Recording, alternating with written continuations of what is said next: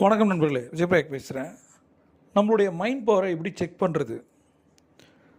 நம்மளுடைய எண்ண பதிவுகளில் என்ன பதியுது, என்ன ரியலைஸ் பண்ணுறோம், என்ன வெளிப்படுத்துகிறோம்? ஏதோ ஒரு விஷயம் வருது மைண்டுக்குள்ளே, நிறைய விஷயங்கள் வருது, தேவையில்லாத விஷயங்கள் நிறைய வருது. அதை தேவையானதை எடுத்துக்கணும். மைண்டை ஸ்ட்ரென்தன் பண்ணணும். தேவையற்ற எண்ணங்கள், எமோஷன்ஸ், ஃபீலிங்ஸ் எல்லாம் தூக்கி எறிஞ்சிட்டு என்ன தேவையோ அதை பண்ணணும். அதற்கு மைண்டை பவர் இன்க்ரீஸ் பண்ணணும் இல்லை? அதற்காக தான் இந்த எக்ஸ்க்ளூசிவான ஒரு ப்ரைவேட் மியூசிக்கை நான் உங்களுக்கு கொடுத்துருக்கேன். இதுக்கு பின்னாடி பார்த்தீங்கன்னா ஒரு மியூசிக்கை, நிறைய பேர் மியூசிக் பற்றி எனக்கு கேட்டிருக்கீங்க.